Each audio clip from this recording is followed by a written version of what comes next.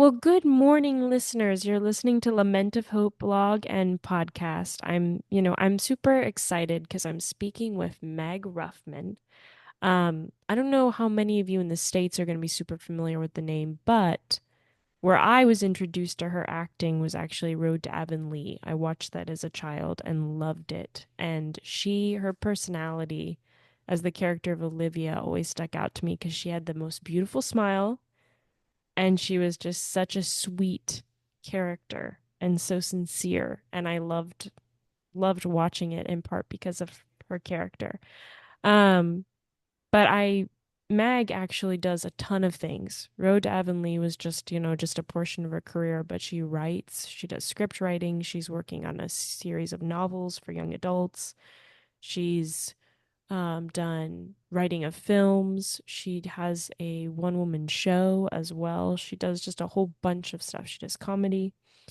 Um, Meg, first of all, thank you for taking the time with all the stuff you do to be on the podcast. You're welcome. I have no idea what you're going to ask me, and as usual in my life, I'm wholly underprepared and unprepared. So let's just see what happens. Well, Meg, I kind of want to start out by asking you, why all the stuff you do? Is there it seems like you just have a variety of interests, but I don't know if it's you have a variety of interests or it's just all these different opportunities have popped up for you. But like, rarely does one person dive into so many different things and cover them all and, acting, writing, all these kind of things, even doing stand up comedy, all this stuff. What gives you, are you interested in all of these things or is just the opportunities arose to do them all? Well, life offers us a lot of pathways to feeling fulfilled. And for me, um, acting is really fun. The only thing that never was fulfilling for me was being a phys ed major at University of Toronto. I just knew it wasn't my tribe. They were lovely people, but I have a subversive sense of humor, and I just didn't fit in. And so, as so many um, things that shape our paths, not fitting in was a big shaper for me. So one night I was on my way home from studying for a physiology exam in the library, and I saw a poster on the wall of the residence where I was living, and it said, meeting tonight to create a new musical, all welcome. And so I just, it just seemed so tantalizing. So I walked, I walked past the door where they were having this meeting, and I didn't quite have the courage to go in, but then I heard this huge volley of laughter. And it was such a relief to me to hear that expulsion of mirth that I had to go and crack the door open a little bit. And there were about 50 people crammed into this room, most of them sitting on the floor. There was a piano, there was, and as soon as I cracked the door, they were all like, come on in, because they were all facing the door. So I went in, and it absolutely changed my life because about a week later, I auditioned for their musical that they were creating. And it was based on A Midsummer Night's Dream, Shakespeare's Yeah. beautiful play. I went in and I just sang a bit, and they cast me. Sorry, it's so hot here today I'm in a cottage and there's no air conditioning. So my earbud keeps slipping out. If at some point we lose it, I'll just work on this one. Um, so I got cast as Puck in that musical, and it was like such a fun thing. It was like all of a sudden university became meaningful to me, and the friendships I made have Mm. lasted my entire life. I'm not friends with anybody from my phys ed cohort. It's all those lovely, deeply artistic, expressive, gorgeous people from the musicals Wow. in university.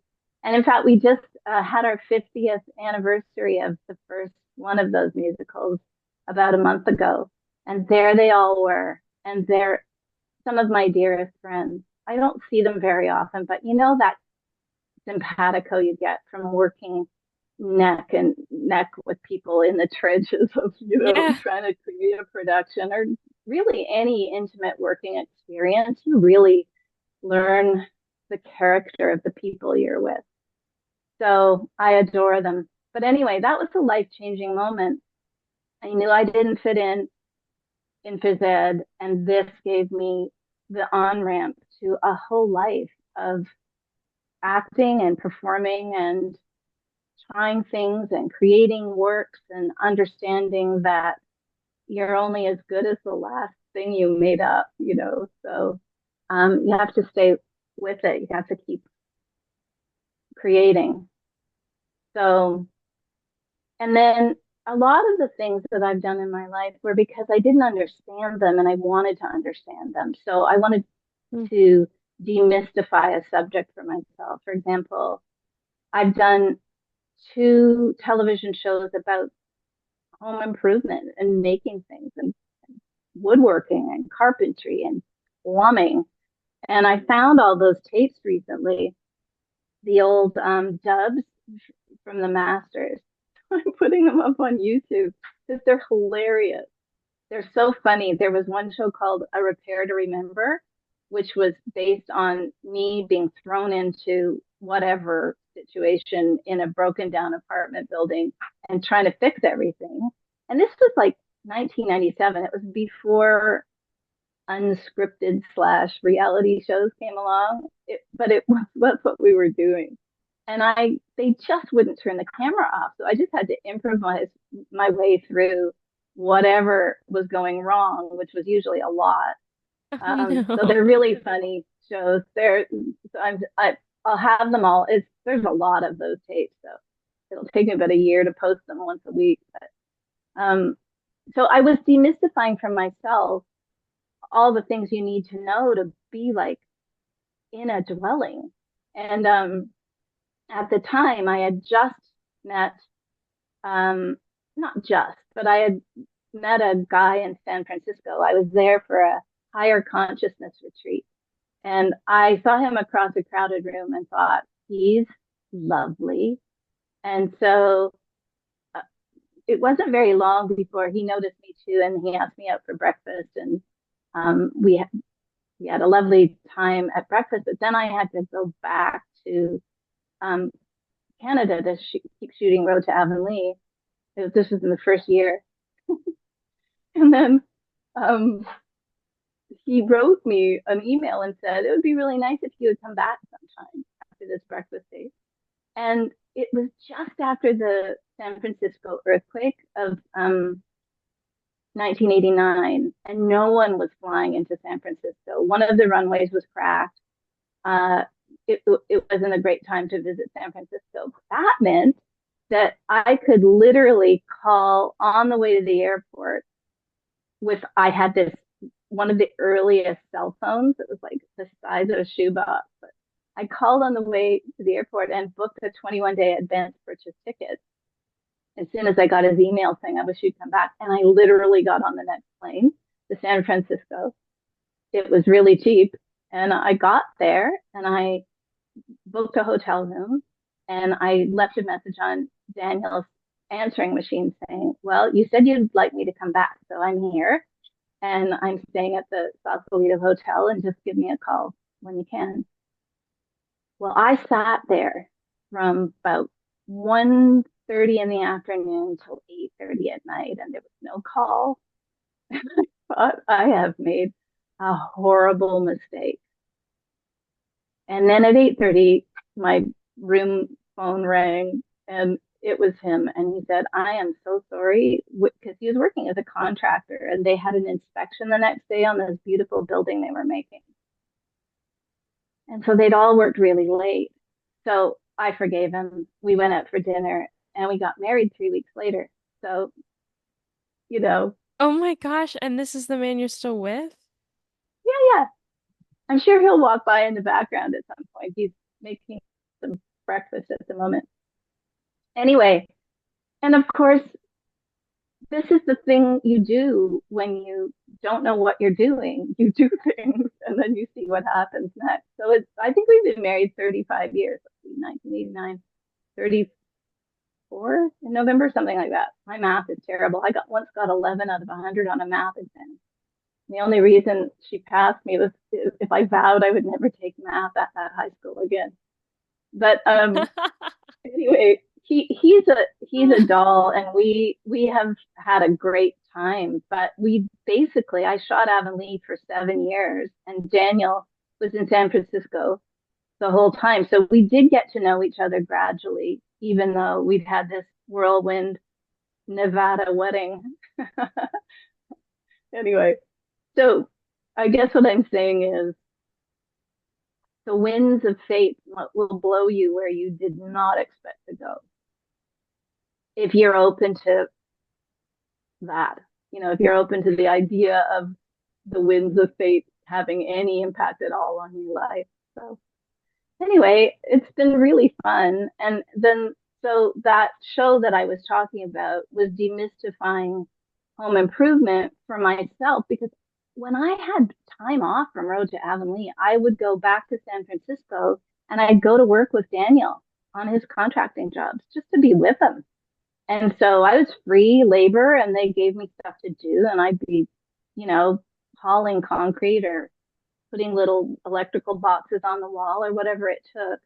So when the Women's Network was looking for a show about home improvement for women, it was perfect. You know, Danielle and I had just gotten our contractor's license. It was perfect. It was perfect timing. So I that show for a long time, and then well, 3 years, which seems like a long time. It was 78 episodes, and then I did another show called Anything I Can Do. Dot dot dot. You can do better, and I would create things like bookshelves or I don't know. I had a lot of weird projects. So those shows are now going up on YouTube too because they're funny as heck. Wow. When you don't know what you're doing and you just have to make jokes until you figure out what you're doing, and the other part of your mind that's assessing the drama of the situation, it makes for a few laughs. Have you always So been that like was, super comfortable with just whatever happens? I think so. I think I have. And so it comes down to following the energy, and learning to be tuned into, like, I don't know if you notice this. I use my intuition pretty much minute to minute in my life. Like, it doesn't matter what I'm doing. I'm sort of, there's part of me that's tuned into, should I take that off ramp or should I? No, I'm going to stay. I'm going to take the net. Or when to change lanes in traffic. It's a really intuitive thing to drive well, and Yep. sometimes there are these personality clusters that go by you and there's like five of them and they're racing. And I always avoid those groups. But it's like, I don't know if you've ever been in Africa, but I was in Africa once. And the way they drive in Africa, because there are no lines. Like in Yeah. Addis, capital of Ethiopia, there's no lines. People are just driving and they're very kinesthetically aware of where everybody else is.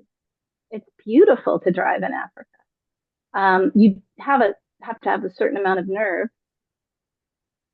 but I think if you're awake enough to notice what your intuitive urgings are, you're going to have a much more interesting life because you're following the energy of things and not getting rigid or saying that doesn't work for me, or you're just saying, oh, I wonder what this is, I wonder what that is. So, Did yeah. was I was gonna say, was there ever a time when you did follow it and it turned out badly? Oh, all the time, but there's always a meaning. It's never done. It's like you can crash and burn terribly, um, but there's a meaning to that. and it always leads somewhere else that's good, or that is expansive. I won't say good because that has a kind of a value to it that I don't mean to imply. There's there's either expansion or there's contraction. So if you can move in the direction of always seeking expansion, life is very full and very interesting. Yeah. And even in relationships, it's like there's there's always a way through an impasse. There's a way to find some expansion in whatever the impasse is about. Yeah. But you actually have to be listening to your little voice inside, you know, which I mean, marrying a guy I've only known for 3 weeks and I hadn't even been with him for 3 weeks. I mean, I was in Canada most of that 3 weeks shooting. So it's it's something I trusted because I was very used to using my intuition by the age of 32, which is the age I was when we got married. So yeah, funny, eh? Do you find that you check in with your little inner voice all the time, or is that something you? I lost it, but I'm putting it down now. I've still got this one. Do you find you use your intuition? I mean, yes, yes, I do at times for sure. I mean, I think specifically when making relationships with people or when I'm talking to someone, you can kind of get the vibe of what that person is comfortable talking about, or what they Yeah. don't. And it's kind of like, okay, if, respecting the comfort zone they have. And so kind of figuring Hmm. out, okay, what questions do I not ask that maybe I would ask you because you're more open and it's like I don't care. Whereas someone else, it's like you could really hurt them or be very sensitive to a question you ask. Hmm. So yeah, I definitely say I do it some things for sure. I think especially yeah, in the Yeah, when you relationship side of stuff. yeah, but even like when you open the fridge and you listen for what would actually nourish you right now. It's like everything. It's almost no decision I make that isn't based on some kind of intuitive check-in. So yeah, I guess you could say I'm a bit woo-woo, but it's led to an interesting life anyway. Well, I wanted to kind of go back for a second. Could you give an example of something that crashed and burned? Because I think that would be an interesting story. Because you tell stories really well, by the way, An just from the way example of you're talking. yeah, no, I understand the question. Um, what, what's crashed and burned? Um, I'm thinking of a lot of when you just get a door slammed in your face and you think, but okay, here's one. I developed a one woman show based on my early life as a little kid growing up Anglican and wanting to understand we called it the Holy Ghost in the Anglican Church, the Holy Spirit. I thought I saw the Holy Spirit once when I was about 2 or 3. It streaked across the lawn, and I was convinced it was hiding in the culvert at the bottom of our driveway. So I was down there with my little head in the culvert trying to see where the Holy Spirit went. And I I created a one woman show based on this search, this search always for something deeper, that I didn't understand, something mystical. And the year I created the show was 2019. I got into the Toronto Fringe Festival, it's very hard to get into. It's a lottery, and I was lucky enough to get in. Hmm. And so I started putting up um, versions of the show and shaping it. And it was so fun. And I was like, I'm going to tour this. This is my new job. I'm going to tour my show all over Canada. I went to a conference. I started talking to bookers about how I was going to do this. And then, as you know, in 2020, in March, the whole world shut down. And so Yeah. it was one of those things where I went, yeah, but because I had been following my heart all through this process of developing this show. And the Fringe Festival ended up becoming a ridiculous. They said, well, we don't want your show. We want you to put something on video for the Fringe Festival since nobody can come in person. Hmm. But we want different material than what you had intended to do. So I came up with this little film called Things Dead People Say because I've always had this weird inclination to hear people from the other dimension. So I did a little show about how to tune into the voices of the dead. It was like a little practical 12-minute film. Very Um, apropos for COVID times. yeah, it was the right thing for me to do actually. It was fun. But that's an example of boy, did that not go the way I expected it to. And then by the time we came out of COVID, I don't have any interest in doing that anymore. It was it was a thing that I got a huge amount out of. It was a fabulous experience, but I also that was enough. I don't want to do it anymore. I don't want to do it again. So yeah, it's like there is still expansion from it. I feel very confident when I don't know what's going to happen. And that's a big life skill to feel okay when you don't know what's going to happen, to be okay with it, to be okay with uncertainty in the world we're in is a big life skill. And I think Yeah. if you're open hearted enough, you learn to develop that. Because something always comes out of it, even if it seems crappy. Now, I'm not a breast cancer survivor or I haven't been through a genocide. I have had very minor challenges in my life for some reason so far, but I think um, it's it's still a way of looking at the world, and maybe I wouldn't manage it at all if I got really sick or if somebody I loved got really sick, or I don't know. I mean, all the things that can go wrong right now. God, people are living through hell. Yeah. So, um, so maybe this seems very Pollyanna-ish or naive, but it's been my MO, my modus operandi my whole life. It's like something good will happen. It's just around the corner. It's gonna be okay. It's gonna be okay.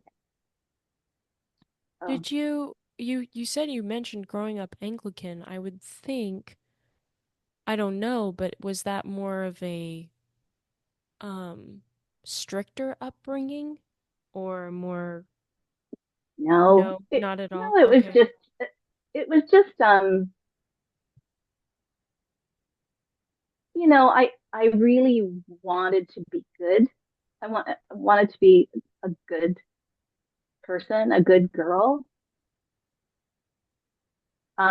I think largely due to my churchy upbringing, my churchy background. My dad was a deacon and a lay minister, and he was a Sunday school superintendent, not all at once, but at different times. So we were really involved in the church. Um, Not the social aspects of it, but like we were there every week, and I was in the choir, and my mother was the choir director. So I was exposed to a lot of, I would say, moral thinking, I guess, which is probably what shaped me into wanting to be a good person. Um, I'm that led me into a lot of weird places in my life. Um, More like feeling guilty about everything. I felt guilty about everything, and I'm only just getting over it. It's like everything was my fault. My earliest memory is of going to England at the age of 2 with my parents, and I picked a tulip in my grandfather's garden. My grandfather, who was a really rigid Edwardian male who could not deal with this level of chaos that a child was tulip in his garden. And I was in absolute, uh, he was so disgusted with me. And my poor mom, this is their trip to introduce their first child to the grandparents. And I was in disgrace, like so quickly. So, you know, that's a burden I have dealt with for a long time, feeling guilty, feeling like if something goes wrong, I probably had something to do with it. It's probably my fault. And it's exhausting for other people when somebody's constantly trying to assume the blame for something that was completely random. It didn't have to do with me, you Yeah. know. So that's been a big arc in my life is trying to get over that. And I think I'm doing better with it And now. you think that was because of an Anglican background or just because of your family background, the Oh particular? no, no. Well, it's both. You know, it's both. The church was pretty clear on what was acceptable behavior and what wasn't. Yeah. So when it came to sexuality, I was extremely repressed and didn't, you know, I didn't have sex till I was into my 20s because I thought it was Jesus wouldn't approve. I'm not sure he would have, but I mean, I was really under the thumb of that religious umbrella of what's acceptable and what's not. So I don't know. It's it was also like I'm old, so it was I was growing up in the 60s, but which was very free, but I wasn't a child of the 60s, so I was too little. The 70s was really the decade that shaped me. And that was Mm. that one weird decade where there was no aid. There was there were really open until smash we hit AIDS and then it suddenly changed again. But Yeah. from the repression of the 50s and well into the 60s, there was this one maybe 8 or 12 year period. I don't really know. I don't look at the history of it, but where people were very free um, in terms of sexuality and relationships. But I completely missed that. I was busy being a good girl. So But anyway, you said that you had sex for the first time in your 20s. Was that moment for you a very conscious decision to like break with your past or uh, I think my I was eroding away from my past through the okay. 4 years of university. So yeah, it it just it was just an erosion of you know, some things are sustainable, and as a 20-year old, it just wasn't sustainable for me to be chased for the rest of my life.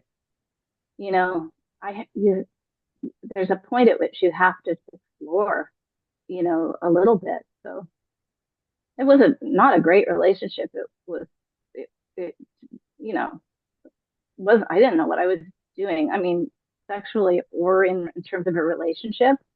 Yeah. That the whole decade of your 20s is about how old are you?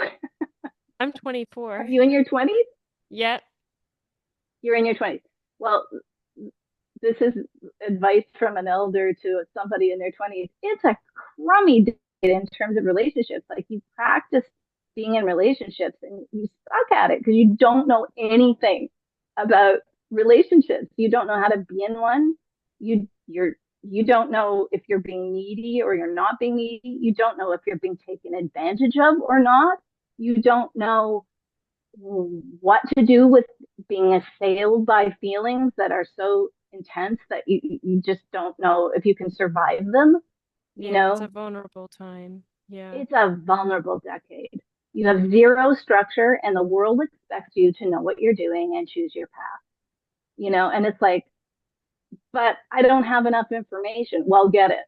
You know, it's like a shitty decade. Sorry, my Canadian is showing.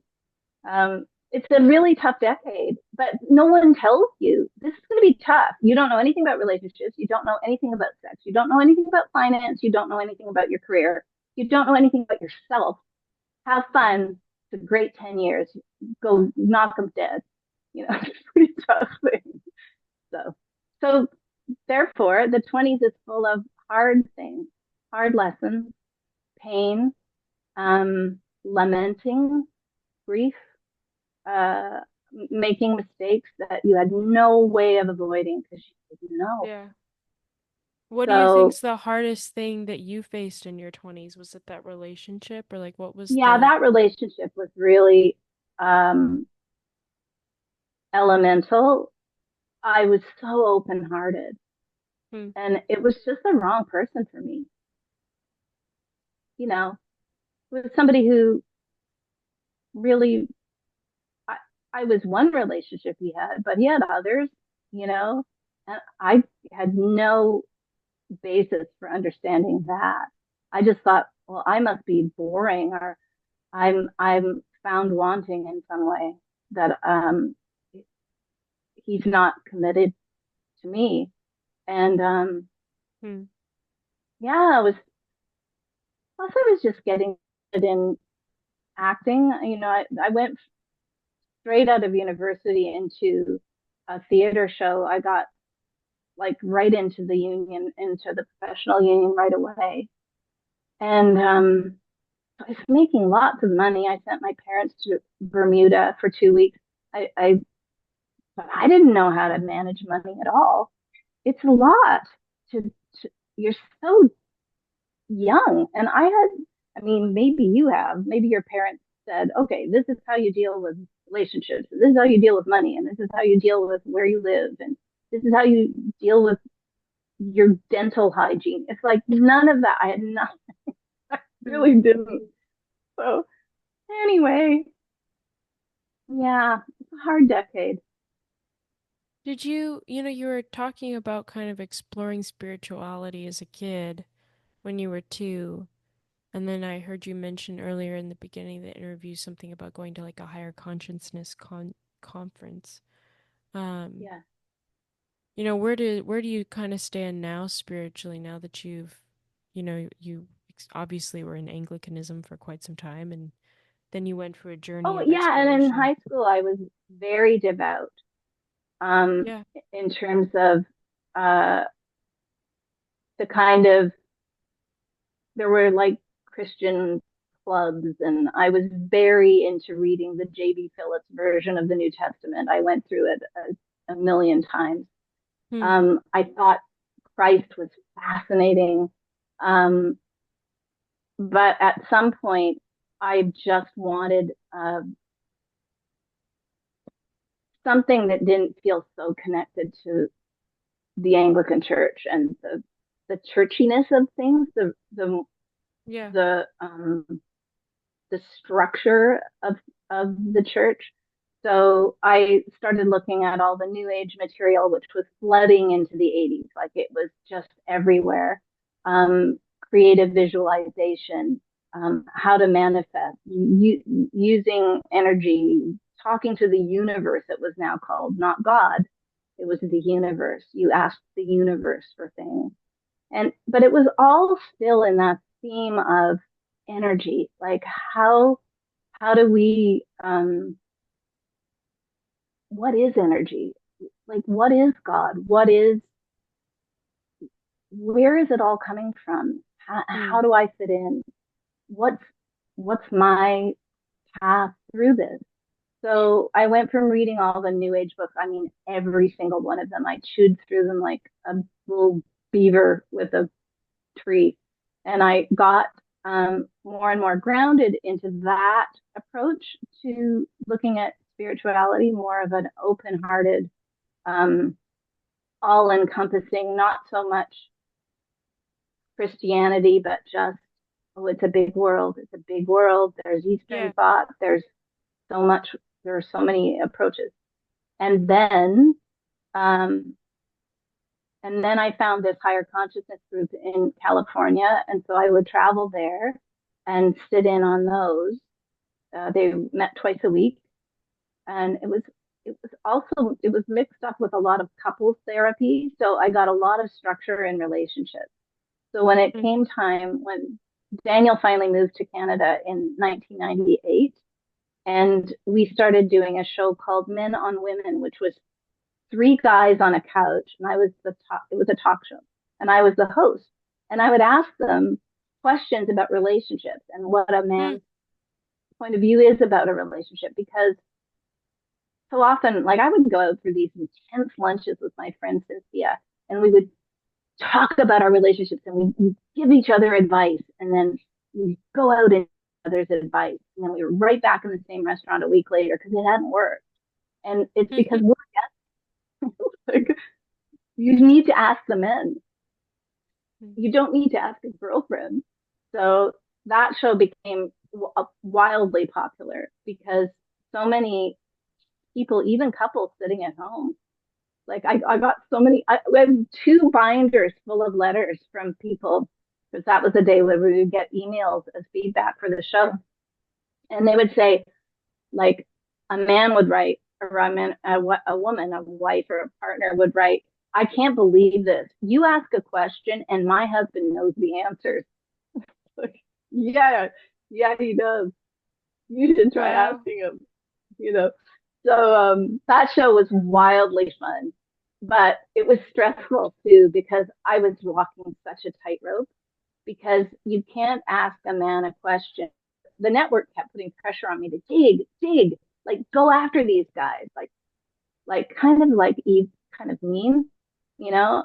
Mm. And my style as an interviewer was very cajoling, and it was just it's like, so when you say you're gonna, call or text when you leave a first date, like how many days like should we wait before we know that you change your mind or you know, big question, really huge question. Mm. Everybody in the studio leaned forward because it's like, yeah, how many days? Like, what is it in a man's mind?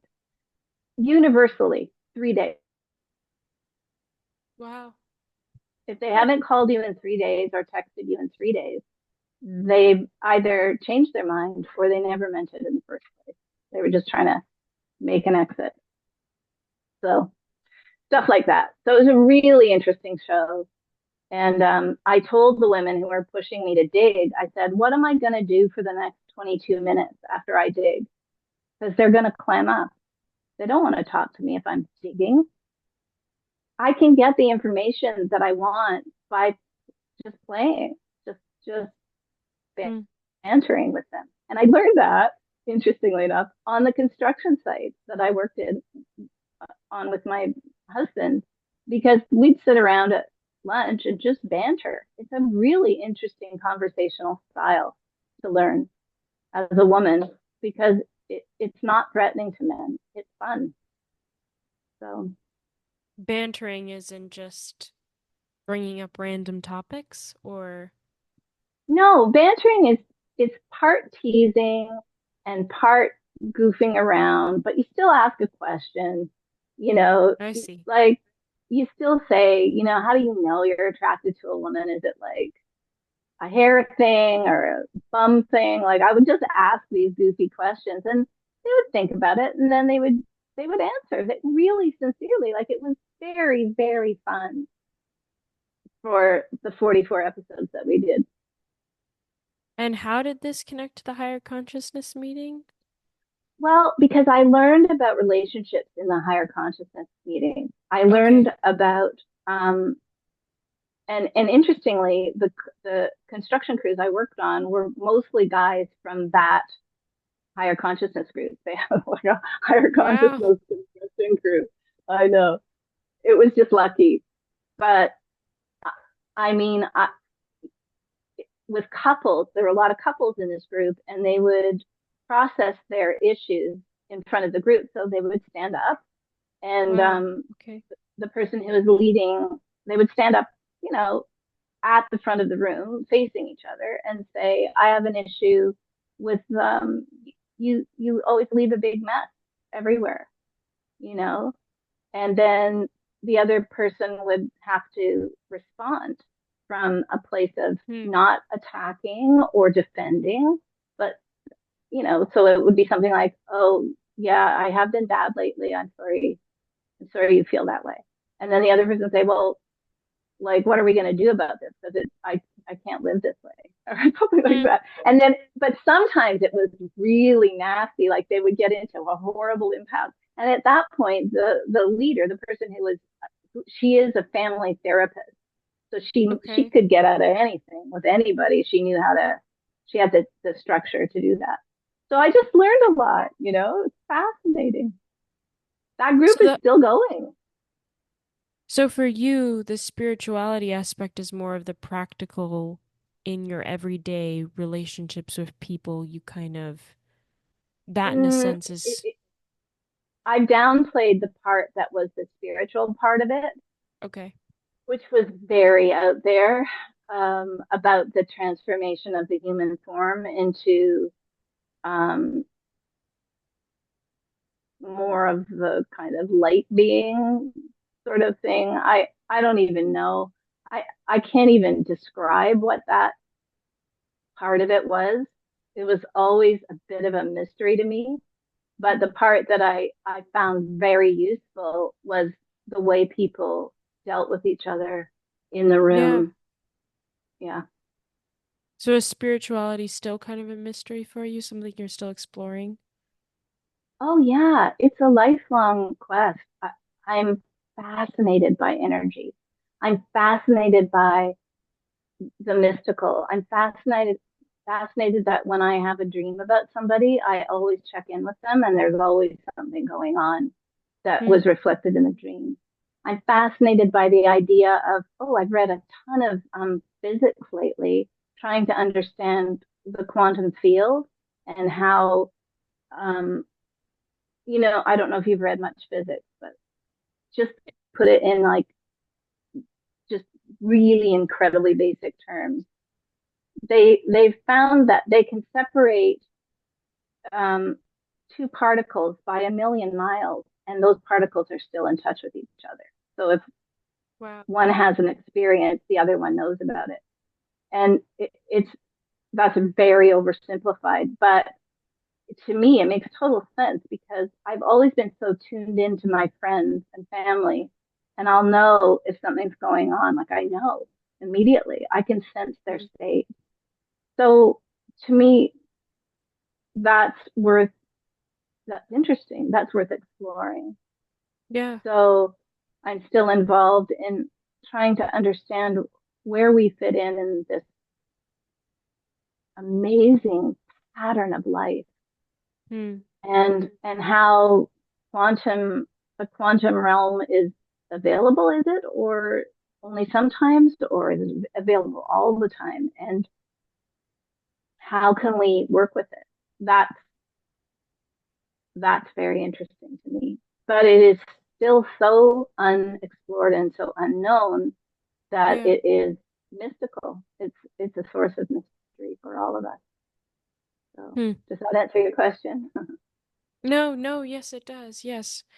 Eh, um, Mag, because you mentioned, you're almost 70, which is crazy because if anyone's watching this video, you look so young. I'm just Um, immature. I don't think so. Maybe it's your smile because you smile a lot. I don't know. The other day I was listening to a book talking about just the health benefits of laughter. If you laugh a lot, it improves your immunity, so many things that it does. But I was going to ask you just as one last question. You've done so much in your life. Is there one thing you still really want to do? If you could think of something, before you ended up retiring or, God forbid, you pass away. Yeah, What well, is I'm going something that, to. There's right, no getting yeah, out of that. that's true. But what is there something you really want to do you haven't done? Um, there's a lot of ways to answer that question. Um, so there's a few things. There are a few things. Uh, I really want to build a house. We bought some a little oceanfront lot in Nova Scotia. I'm not sure that's where we're going to build the house, but I love building things so much, and Daniel's really good at it. So together we can build a house. So why wouldn't we? Um, that is one thing. The best jobs of my life were working in collaboration with other actors and producers and writers. And I would love to do another long running television show. It is bliss to be able to go into work every day and the currency that you're using is emotion. It is incredible to me. Hmm. It's such a lucky, fabulous, deepening, intimate experience to work on a long running show. Um, and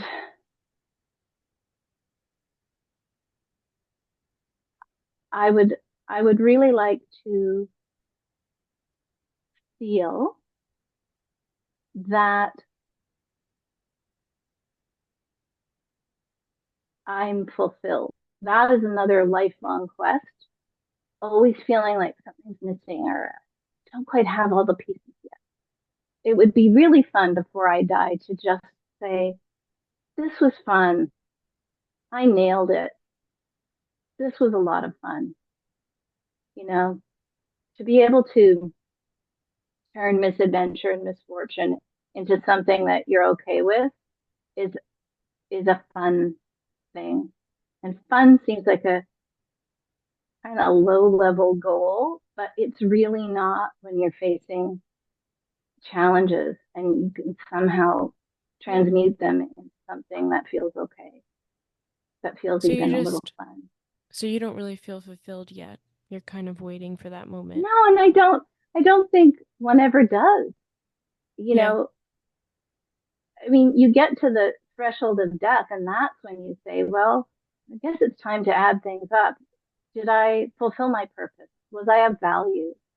Have I done what I felt like I was here to do? Those are the kinds Yeah. of questions as you're coming up to the end of life. And, I might not die for 20 years, I suppose, but I think it's a valid question to be holding because you don't squander your life in holding that Yeah. question. Yeah. You really dig in and you try to intently pursue anything that seems to call you because it might be the thing that you're meant to do. Hmm.